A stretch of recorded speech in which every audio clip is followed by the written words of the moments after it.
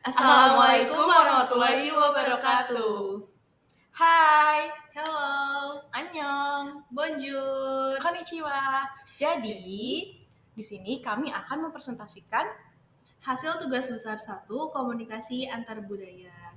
Sebelumnya, terima Kami berterima kasih. kepada Bu Laila karena telah menyempatkan waktunya untuk menonton video presentasi kami. Halo, perkenalkan nama saya Pratisa Taskia Haridani, dipanggil Taskia dari jurusan Digital Komunikasi, Fakultas Ilmu Komunikasi. Selanjutnya ada teman saya. Baik, perkenalkan nama saya Isna Anissa Nurul Tami, biasa dipanggil Isna. Saya juga berasal dari jurusan Digital Komunikasi, Fakultas Ilmu Komunikasi. Baik, pertama ada 4 faktor yang mempengaruhi manusia merujuk pada model komunikasi antar budaya dari Gadikans dan Kim. Model komunikasi William B. Gadikans dan Young Kim merupakan model komunikasi antar budaya, yakni komunikasi yang dilakukan oleh individu atau kelompok yang berbeda budaya. Menurut Gadikans dan Kim, penyajian pesan dan penyajian balik pesan merupakan proses interaktif yang dipengaruhi oleh beberapa faktor, yaitu budaya, sosio-budaya atau socio-culture, psychoculture, dan faktor lingkungan. Baik, saya akan menjelaskan faktor budaya, yakni mencakup nilai-nilai, norma, dan kepercayaan yang dianut oleh suatu masyarakat. Lalu cara pandang terhadap dunia dan mempengaruhi interpretasi pesan dan perilaku komunikasi. Seperti di Indonesia, adanya Hari Raya Idul Fitri. Kami, sesama umat muslim, akan berkunjung, saling memaafkan, dan memberi makanan. Selanjutnya ada faktor sosial-kultural, merupakan pengaruh yang menyangkut proses penataan sosial. 4 faktor utama sosial-kultural itu keanggotaan kita terhadap kelompok sosial, konsep diri kita, dan definisi kita mengenai hubungan antar pribadi. Lalu mencakup kelas sosial, status, dan peran sosial. Contohnya seperti kelas atas akan berbicara lebih formal, dan yang kelas bawah mungkin akan berbicara lebih santai. Contohnya seperti bos dan karyawan. Selanjutnya ada faktor psikultural, yakni terkait dengan aspek psikologis yang dibentuk oleh budaya. Lalu faktor ini meliputi stereotip, prasangka, dan etnosentrisme, serta mencakup nilai individualisme versus kolektivisme. Contohnya prasangka, seorang imigran akan berbeda cara berkomunikasinya, karena mungkin mereka merasa dikucilkan. Selanjutnya ada faktor lingkungan, yakni lingkungan fisik dan teknologi, meliputi kondisi geografis, iklim, infrastruktur komunikasi, dan mempengaruhi cara dan media komunikasi yang digunakan. Contohnya seperti mungkin di pedalaman atau di desa, mereka akan lebih memilih untuk berkomunikasi secara tatap muka. Sedangkan di kota bisa saja melalui Zoom, sosial media, seperti itu. Baik, di sini saya akan jelaskan soal pertama yang bagian B nih. Sebelumnya kan memakai model Gadikans dan Kim, tetapi di sini saya ingin menjelaskan beberapa model lain, yaitu model komunikasi antar budaya oleh De Vito tahun 2009. Model komunikasi antar budaya dari De Vito model ini menggambarkan bahwa pesan-pesan yang dikirim dan pesan-pesan yang diterima akan dipengaruhi oleh kepercayaan, nilai-nilai, dan juga sikap. Tumpang tindih lingkaran menggambarkan bahwa bagaimanapun dua orang itu mempunyai budaya berbeda, akan ada beberapa hal yang similar atau sama bersamaan dengan perbedaan-perbedaannya. Nah, berikut ini di gambar di samping merupakan model komunikasi antar budaya oleh De Vito. Baik, selanjutnya kembali lagi dengan model komunikasi antar budaya oleh Gadikans dan Kim. Jadi model komunikasi antar budaya ini sebenarnya modelnya sama dengan komunikasi yang lain, cuman perbedaannya di sini terdapat latar belakang budaya yang mendasarinya. Jadi model ini itu dipengaruhi beberapa faktor seperti faktor budaya, faktor sosiokultural, faktor psikokultural, dan faktor lingkungan. Nah, berikut ini contoh bagaimana setiap faktor tersebut mempengaruhi strategi pemasaran atau iklan untuk sebuah produk global yang dipasarkan di dua negara yang berbeda. Baik, faktor yang pertama yaitu faktor budaya, terdiri dari konsep nilai-nilai, pandangan, norma agama, budaya, sosial, dan adat istiadat yang mempengaruhi perilaku manusia. Jadi di sini saya mengambil contoh strategi iklan Samsung di negara Indonesia dan Korea. Seperti yang diketahui, Samsung merupakan brand elektronik multinasional yang berasal dari Korea. Bisa dilihat untuk gambar pertama, sebelah kiri itu merupakan iklan Samsung di Korea. Jadi masyarakat di Korea itu lebih cenderung untuk membeli produk yang memiliki teknologi canggih dan desain yang modern. Nah, selanjutnya gambar yang kedua ini, masyarakat Indonesia itu lebih cenderung untuk membeli produk yang memiliki harga terjangkau dan fitur yang sesuai dengan kebutuhan mereka. Oleh karena itu, Samsung harus menyesuaikan strategi pemasarannya dengan kebutuhan dan preferensi masyarakat di kedua negara tersebut, yaitu Indonesia dan juga Korea. Faktor kedua yaitu faktor sosiokultural, yaitu berkaitan dengan proses sosial interaksi dengan orang lain. Nah, contoh pertamanya di gambar sebelah kiri yang atas, kalau di Indonesia kan budayanya itu muslim mayoritasnya, jadi Samsung ini mengadakan event ngabuburit bareng Samsung. Di Indonesia sendiri sangat menghargai budaya kekeluargaan, oleh karena itu Samsung mengadakan event ngabuburit bareng yang melibatkan masyarakat khususnya muslim untuk meningkatkan hubungan antara sesama pesertanya. Nah, berbeda nih dengan di Jepang. Nah, untuk gambar di Jepang, gambar kiri sebelah bawah, contoh eventnya itu Samsung buka toko Galaxy Harajuku di Tokyo. Nah, budaya di Jepang itu budayanya kan sangat disiplin. Jadi lebih efektif untuk eventnya itu menunjukkan kualitas tinggi, inovasi, dan efisiensi produk Samsung. Jadi lebih menarik bagi konsumen Jepang. Baik, faktor yang ketiga itu faktor psikokultural, merupakan faktor budaya dan psikologis yang membentuk identitas kelompok sosial. Jadi di sini saya mengambil contohnya dari brand Apple nih. Kalau di Amerika kan menganut budayanya lebih individualis. Jadi konsumen itu cenderung memperhatikan kepentingan pribadi dan membuat keputusan berdasarkan kebutuhan dan preferensi individunya. Nah, sedangkan di Indonesia itu masyarakatnya itu menganut budaya kolektivitis nih. Jadi masyarakatnya itu cenderung membeli produk yang lebih terjangkau dan memenuhi kebutuhannya juga. Jadi di antara negara Amerika dan Indonesia harus memerlukan strategi yang tepat nih agar konsumennya itu tertarik. Nah, yang faktor terakhir, faktor keempat yaitu faktor lingkungan. Bagaimana faktor lingkungan, fisik maupun teknologi mempengaruhi media atau platform iklan yang digunakan.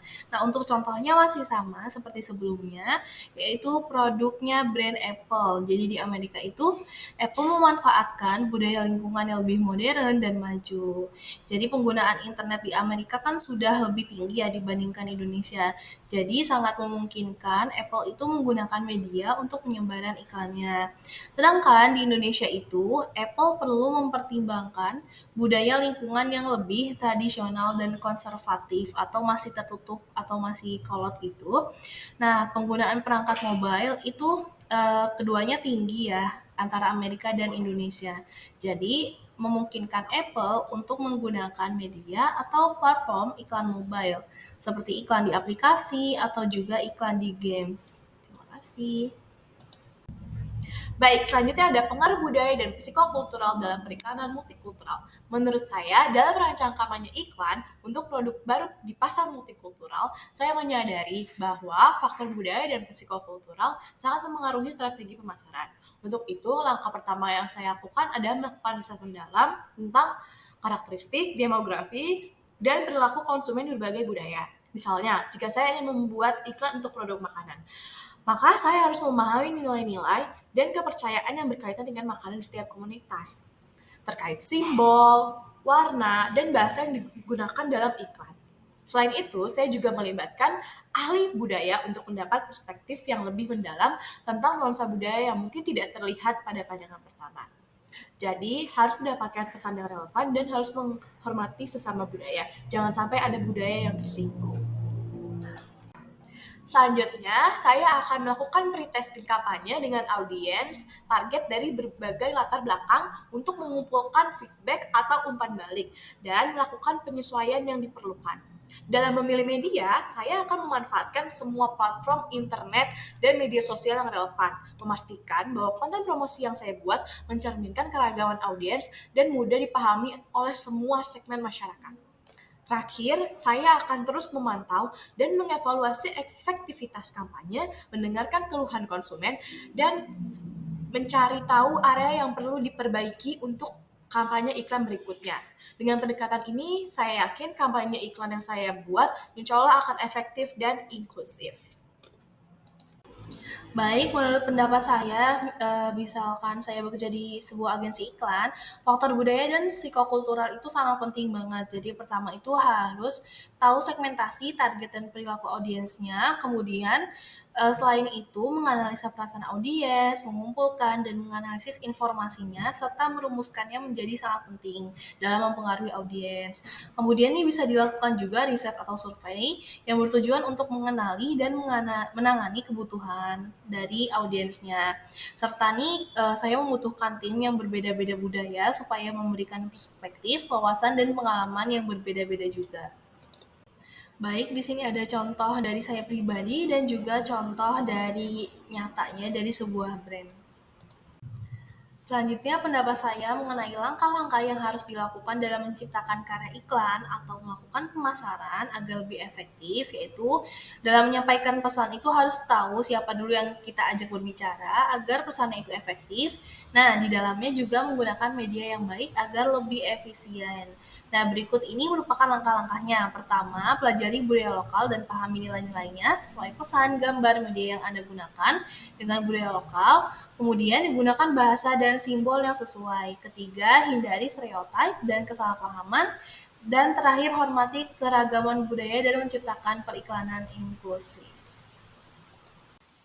Selanjutnya, untuk soal nomor 3, kami mengambil jurnal yang berjudul Strategi Komunitas Betawi dalam Mempromosikan Tradisi Palang Pintu, studi kasus pada event Festival Palang Pintu 11. Jurnal Komunikasi Volume 8 Nomor 2 September 2017 Oleh Ita Suryani, oleh Asriani Sagianto dari Akademi Komunikasi BSI Jakarta.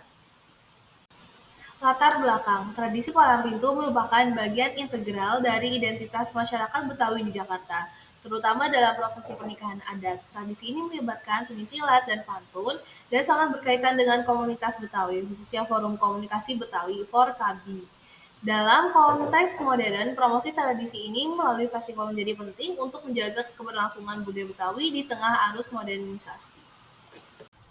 next ada tujuan penelitian. Penelitian ini menggunakan pendekatan komunikasi etnografi dan teori komunikasi untuk menganalisis pola komunikasi dan strategi promosi yang diterapkan oleh komunitas Betawi.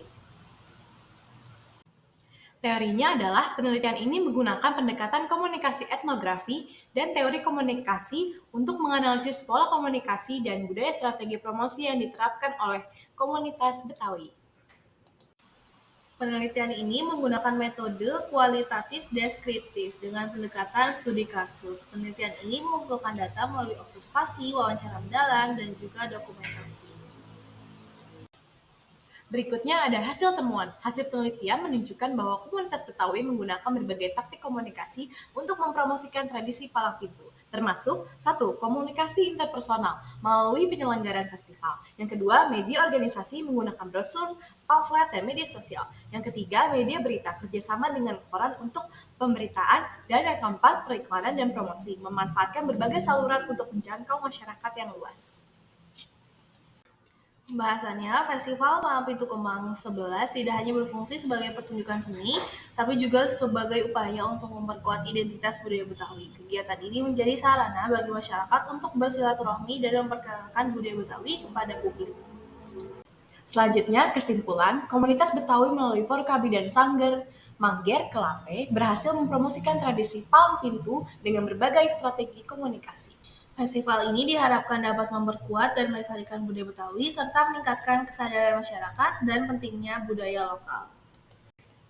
Baik, untuk terakhir nih, menurut kami artikel ini memberikan wawasan yang mendalam tentang pentingnya pelestarian budaya melalui strategi komunikasi yang efektif. Penelitian ini menunjukkan bagaimana komunitas lokal dapat bertindak sebagai agen perubahan, mempertahankan tradisi di tengah modernisasi.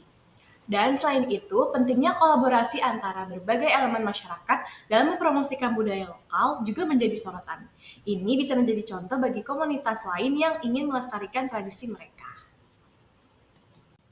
Ya, baik teman-teman. Jadi sebelum selesai nih, kita Kita punya berdua punya pantun. pantun. Nanti kalian bilang cakep ya. Oke. Burung dara, burung cendrawasih. Cakep. Bisa dicari dulu di Papua. Cukup Cakep. sekian, terima kasih. Semoga bermanfaat untuk kita kita semua. semua. Terima kasih. Bye-bye. Asik.